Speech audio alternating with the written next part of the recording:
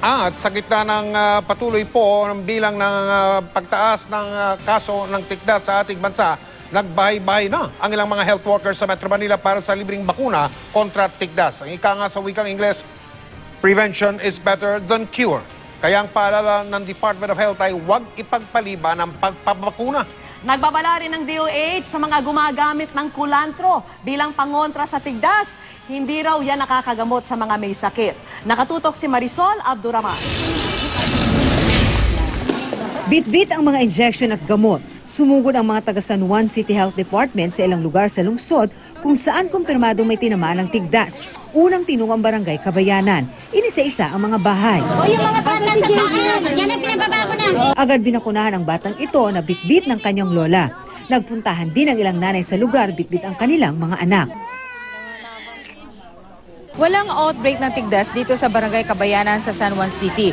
Pero ang mga taga City Health Department minabuti na rin magsagawa na ng bakuna sa mga bata mula 6 months pataas. Pero hindi na sa mga barangay health center, kundi talagang nagbahay-bahay na sila para masigurong ligtas ang mga bata rito. Marami na raw kasi ang nagkakatigdas sa mga kalapit na lungsod, kaya malaki ang posibilidad na magkahawaan. Kailangan talagang susuyuri natin para talagang makita natin, lalo na ito crowded to eh. So pag may isang nagkaroon, tapos may isang hindi nabakunan, for sure, hawa-hawa sila. Ang mga bata sa looban, sinundo na ng mga barangay health worker. Kinuha ko na po kasi buntis po yung mami niya. Alam naman daw ng mga residente na may ibinibigay na libreng bakuna sa mga barangay. Alam naman yata ng mga residente na libre at meron, pero meron pa rin, o marami pa rin talagang hindi pumupunta mismo sa barangay health center. Opo, kailangan po susunduin po talaga siya. Busy po sa trabaho. Ang pagbaliwala sa bakuna ang dahilan ayon kay Health Secretary Enrique Ona kung bakit dumarami ang kaso ng tigdas kahit all year round namang may libreng bakuna sa mga barangay. Pero aminado ang National Expansion Program on Immunization ng DOH. May kakulangan sa tamang impormasyon tungkol sa kahalagahan ng pagbabakuna sa mga bata. In 2004, we had a campaign. And it took us, we were measles free for 1 year and 6 months. It was because of that very successful campaign, measles campaign. But why did it come back? But then it came back. It was because there was a susceptible bata who developed measles and then infect others.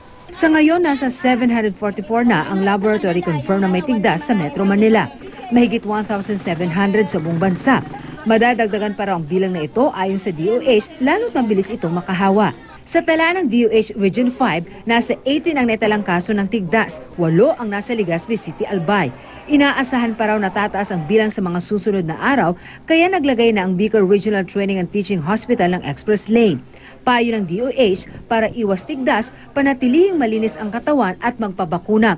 Huwag din maniwala sa sabi-sabi, tulad ng paniniwalang mainam na ipaligo ang nilagang buto ng kulantro sa may tigdas at bulutong para mabawasan ang pangangati.